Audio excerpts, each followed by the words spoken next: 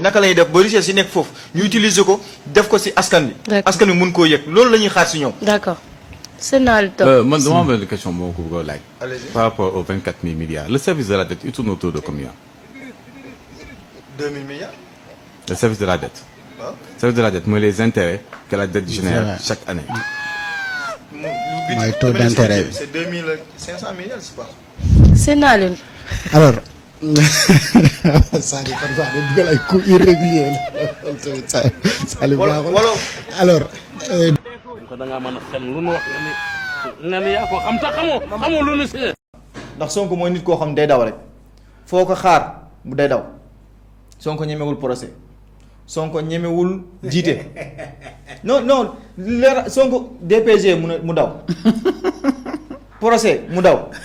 tey assemblée nationale xaar dina ñëm noonu nag dëggal boppam pour nekk président bi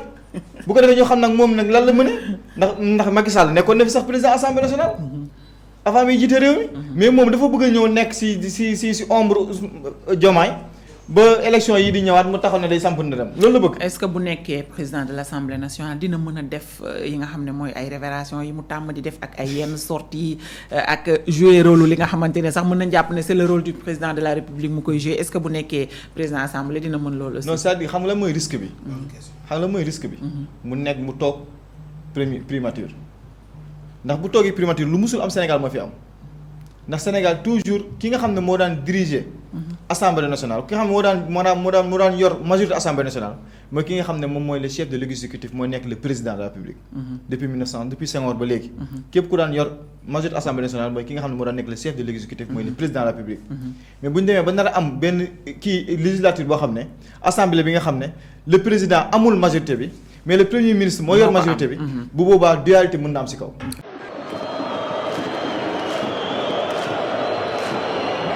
nee naa leen mag bu ñu demee bay tudd toujours dictature si suñu réew c'est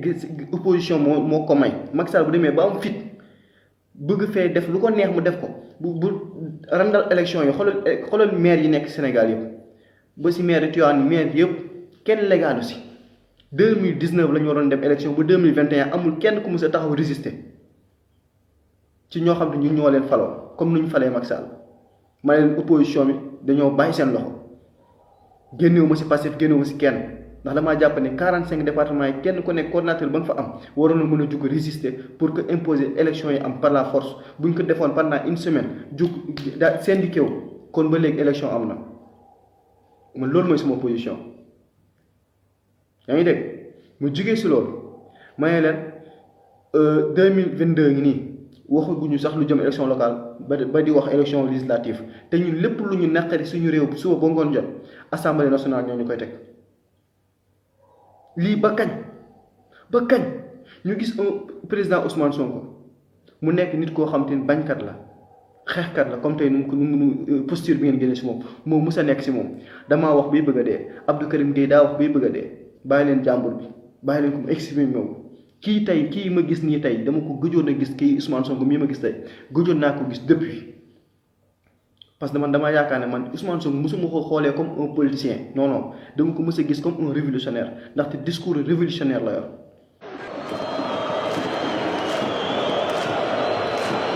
moo waral ñun bu ñu sàccee ñu ne nous avons volé yeneen ñun ay voleur lañ mais ñoom ay détourneur lan mooy détourné ay sàcc lañu. Aliou Sall sàcc la Macky Sall sàcc la wala procédure de vérité gars yi dama ne lii ba jëm kanam la borom moo koy fagal.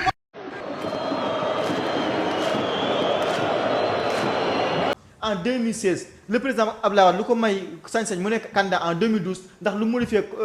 kii mandat bi en 2008 loolu moo may Macky Sall en 2024 mu mun a nekk candidat. nañu waxante dëgg pour la candidature. non je suis deux questions ay pour man li fi nekk loolu laa lay wax léegi nag après naa la indi li nga xam ne mooy sama propre opinion léegi nag dañu wax loo xam te ne moom mooy dëgg li fi nekk. ce que la loi dit il te parle de la loi. loolu li fi nekk luy dëgg laa lay wax. voilà mooy que ne tey en 2016 dañoo def référendum ñii ne oui ñii ne non pour yokk mandat wala wàññi mandat bi ñu léegi ñu ne wàññi mandat bi de 5 ans def képp kuy sénégalais am nga sañ-sañ am ñaari mandat yu 5 ans ba pare ne kenn amul tout sañ-sañ def lu ëpp ñaari mandat yow Fallou yoon may na la constitution bi may na la nga am ñaari mandat yu 5 ans dëgg loolu dëgg yow Fallou yoon may na la nga am ñaari mandat yu 5 ans dëgg loolu dëgg tontu ma yoon may na la nga am ñaari mandat yu 5 ans dëgg loolu dëgg c'est la vérité yow kii Fadiaba yoon may na la nga am ñaari mandat yu 5 ans man Ardo Gningue yoon may na ma am ñaari mandat yu 5 ans léegi lan moo tax ma bëgg koo xañ Macky Sall moo waral ñun bu ñu sàccee ñu ne nous avons volé yeneen ñun ay voleur lañ mais ñoom ay détourneur lan mooy détourné ay sàcc lañu Aliou Sall sàcc la Macky Sall sàcc la lan mooy procédure de vérité gars yi dama ne lii ba jóg kanam la borom moo koy bëggal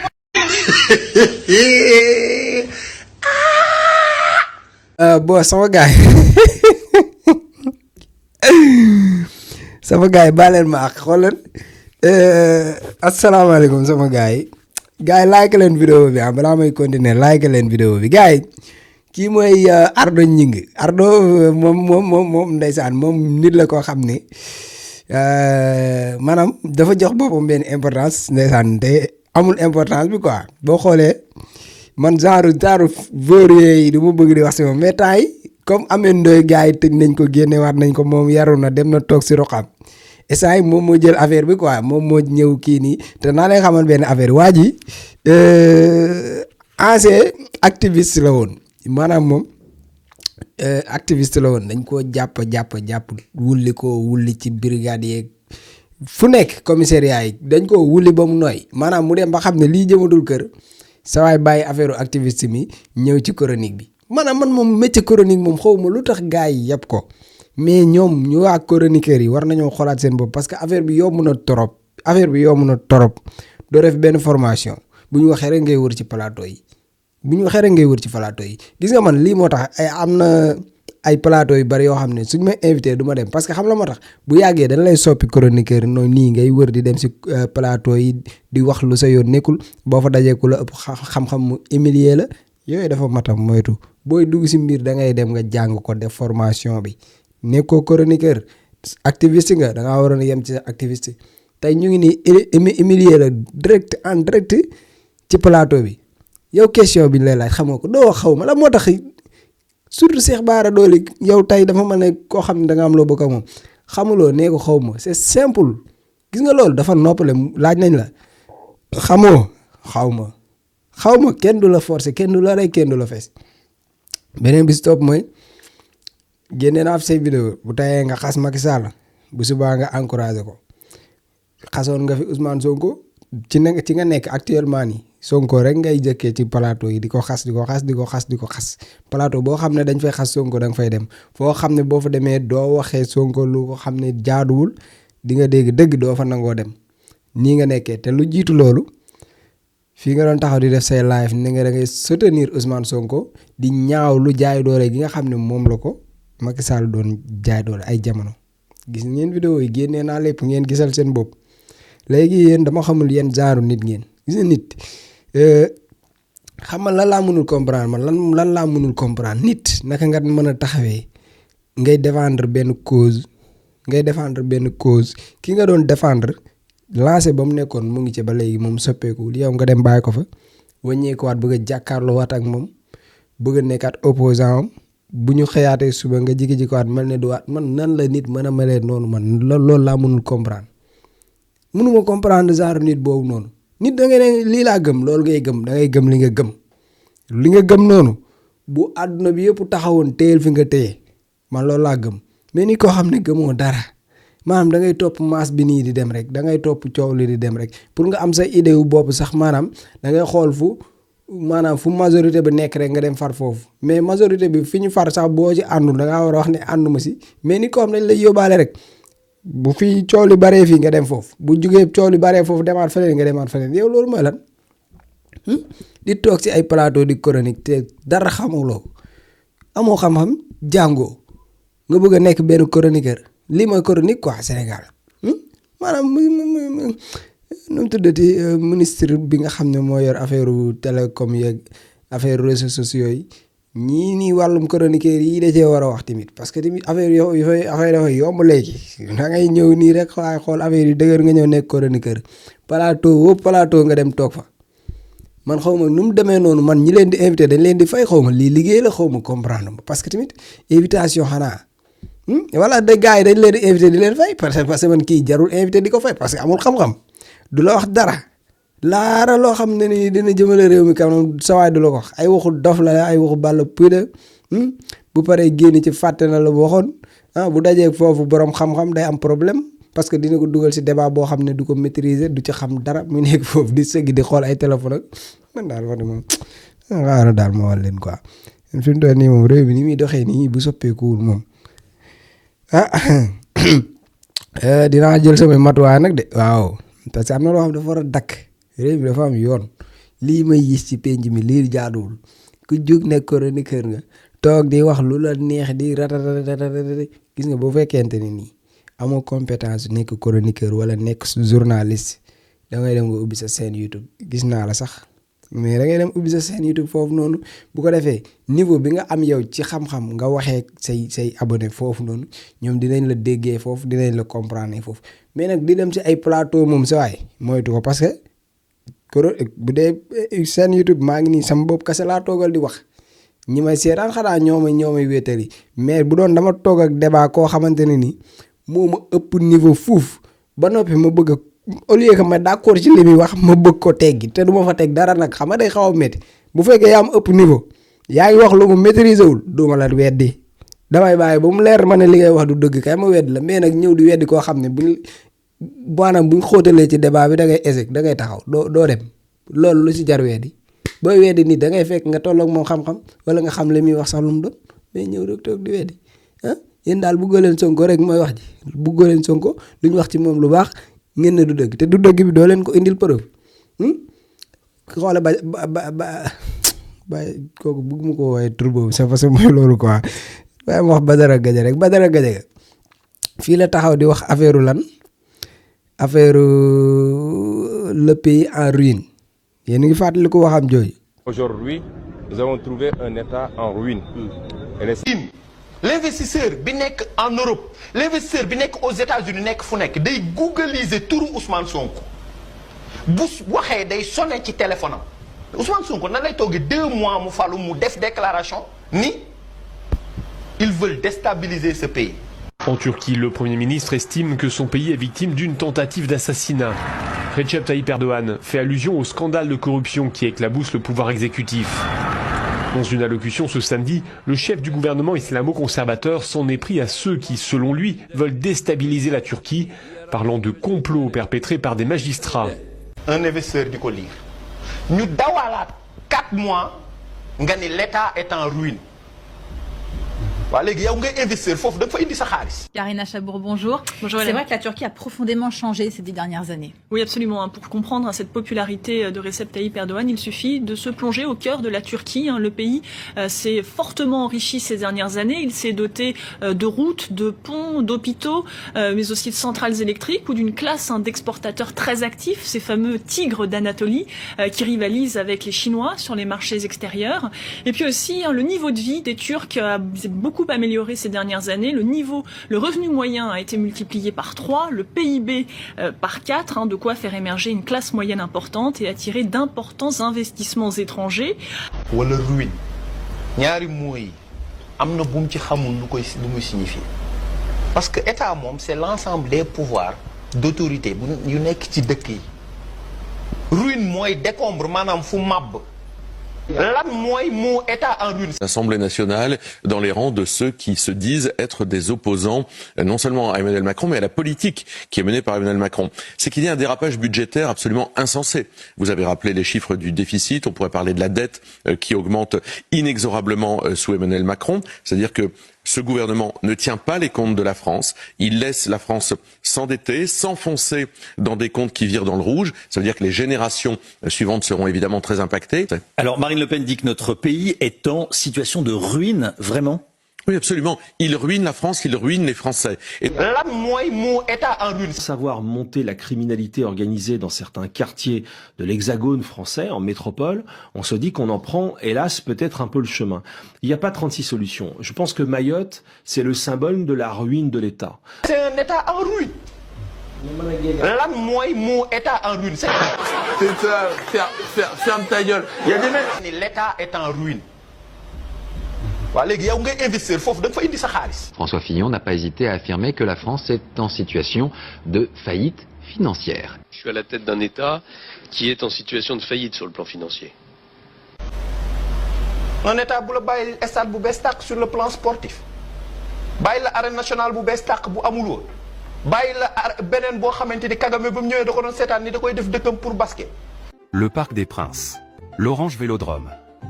le Groupama Stadium, le Stade Louis II, le Stade Pierre-Mauroy, le Roazhon Park, le Stade de la Beaujoire. Il dit que notre pays est en situation de ruine. C'est le symbole de la ruine de l'État. Je suis à la tête d'un État qui est en situation de faillite sur le plan financier. Un État en ruine, c'est moins État boo xam ne le président voyage 17 fois en moins de 4 mois. En 2021, le président a effectué 54 voyages en avion, alors qu'en 2019, il en a fait 108 pour 14 millions d'euros. En 2010, Nicolas Sarkozy présentait quant à lui des notes de 8 millions d'euros pour ses vols présidentiels. Je suis à la tête d'un État qui est en situation de faillite sur le plan financier. Il dit que notre pays est en situation de ruine. C'est le symbole de la ruine de l'État. Presque 130 milliards de salaires par mois, masse salariale. Ça, c'est un État en ruine. Avec plus de 5 millions d'agents, la fonction publique, c'est un emploi sur 5 en France. En Suisse. Bien, et on devrait faire la même chose. Donc Nicolas Bavrez, jamais l'État n'a été aussi protecteur. Mais il est protecteur, mais il est faussement protecteur, parce qu'en même temps, il est ruiné. Donc bàyyi la TER bu bees tàq bàyyi la BRT bu bees tàq bàyyi la yeneen université yu bees. La France compte plus de 3500 établissements, publics et privés, d'enseignement supérieur, 72 universités, 25 communautés d'universités et d'établissements, 271 écoles doctorales, 227 écoles d'ingénieurs habilitées à délivrer le titre d'ingénieur, 220 écoles de commerce et de management, 45 écoles supérieures d'art. Donc Nicolas Bavrez, jamais l'État n'a été aussi protecteur. Mais il est protecteur, mais il est faussement protecteur, parce qu'en même temps, il est ruiné. Donc bàyyi la ay autopont. Allez, ferme-la. Allez, taisez-vous physiquement, fermez votre bouche. Et quel crétin, mais c'est pas possible d'être con comme ça. Et ton travail, c'est réfléchir normalement. Tout le souffre, et nous avec elle. Et si on arrêtait de l'écouter? Le meilleur moyen pour que t'arrêtes de dire des conneries, c'est de fermer ta gueule. Tey bi mu taxawee weddi li nga xam ne moom la Ousmane Sonko waxoon génnee ko ci ay chiffres ay 17 000 milliards tey waa Banque mondiale xaw ma FMI bi ñu génnewee seeni chiffres ana Badara Gadiaga tey lan nga may wax lii nag Ousmane Sonko génnewu ko 24 000 milliards 24 900 xaw ma 60 000 milliards sa waay loolu bari na de loolu romb ni la Ousmane Sonko doon wax de yéen ñi ko doon weddi doo leen génnaat ngeen wax di ngeen doon wax mënul nekk parce que Ousmane Sonko bi mu génnee wax dette bi nga xam ne moom la fi Macky Sall bàyyi di ngeen taxawoon ngeen weddi ko di mbel yi di ratatati tey Macky Sall maanaam guute gi nga xam ne ci la dugal Sénégal sax boo leen ko xamoon ñun dañuy ñaanal yàlla suñu gouvernement bi suñu état bi ñu réussir quoi mais dañ leen fi bàyyi lu métti de xam naa ne loolu nag askan bi dina am ñu koy comprendre mais mën naa ne 80% yi duñ ko comprendre parce que ñii dañ ñu dikk donte ne liñ ñu dikk incha allahu rabbi dinañ ko matale mais dina metti parce que Macky Sall dafa yàq réew mi gars yi Macky Sall dafa yàq affaire yi carrément doog a dem parce que 24 000 milliards nga nekk pays bi ëpp bor fii ci diwaanu Afrique 24 000 milliards nga xam ne 133% maanaam yow moom sa mbir dangaa dem ba plafonné buñ naan 100% yow romb nga 100% yi yaa ngi 133% ci det bor yoo xam ne da nga koo amee fu nekk nga jël fa bor fu nekk nga jël fa tey ji 5 ans président Diomaye Faye rek war na fay 11 000 milliards ci 5 ans yi nii 11 000 milliards xool leen loolu maanaam loolu ñun non man Macky Sall non man bu ma gisee kuy défendre Macky Sall dama naan yow est-ce que nit nga est-ce que yow say origine sénégalais la est-ce que yor nga carte d'identité sénégalais est-ce que yor nga deretu sénégalais mu ngi daw si yow est-ce que yow sa lépp ñëw na man su ma gisee kuy défendre Macky Sall man damay laajte yow lan nga parce que Macky Sall nu mu yàqee réew mi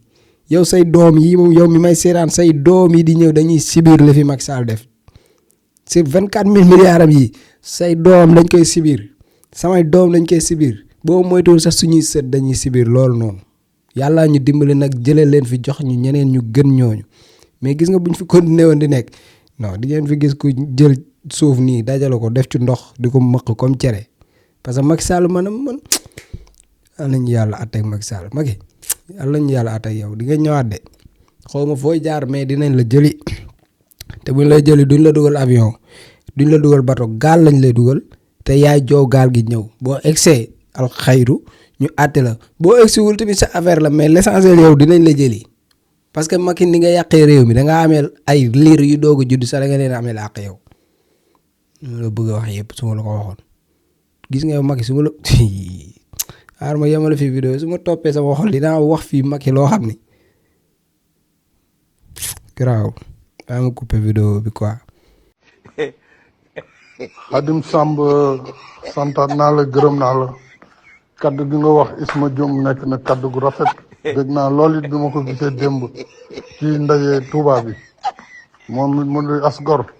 waaye yow it yaa si yaay gor yaay as gor te kaddu gi nga wax kenn ku ne waroon na ko déglu nag ndax àdduna dafa gàtt te it jarul ñaaw waaye daal yàggan naa sa audio bi war na yaatu bu baax a baax nit ñi delloo si seen xel te xam ne it ñi doon baax démb ak barki démb tey ñu ngi koy def voilà ñu si def nag xëy na war nañ leen jàngalaat rek àdduna waaye kàddu gi daal rafetlu naa ko lool jërëjëf Khadim gor dëgg nga.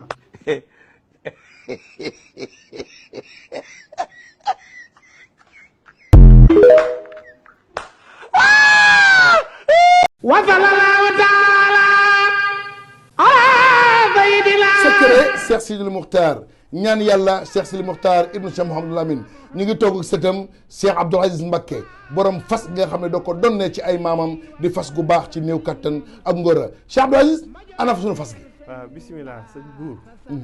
fas kii de day fas goo xam ne dañ koo jëlee woon suñu maam Cheikh Sidil Mukhtar dafa amoon genn góor gu ñëwoon ca Mbàkke Kajoor doon ko jàmbat ci dawatu bu néew kattan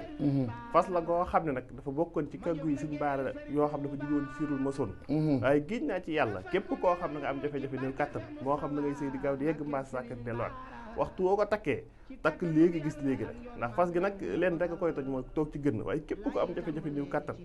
waxtu woo takkee fas gi da nga tàqaliko loolu bu faw ndax day gàllaaj goo xam ne gàllaaj gu yéeme ndax gàllaaju cat la comme mu ne la biirun baarun sa saqin mujj bu xaaf jana fa xëy ci baat yooyu ndax gàllaaju fas day gàllaaj goo xam da ngay takk léegi gis léegi ndax ñaareel ba sax dañuy wax ni nit bu ko takkee tëw a yegg di ànd ak soxnaam waxtu wu demee ba tëw a yegg sax dañ koy sart mu tekki ngir mën a yegg fas gi nag ak moo xaatim bee ànd waaye mboolem koo xam ne am nga jafe-jafe néew kattan ak at yoo mën a am rek waxtu woo ko takkee da nga tàqali ko néew kattan bu faw day fas goo xam ne sunu maam Cheikh Sidil Mukhtar moo ñu ko joxoon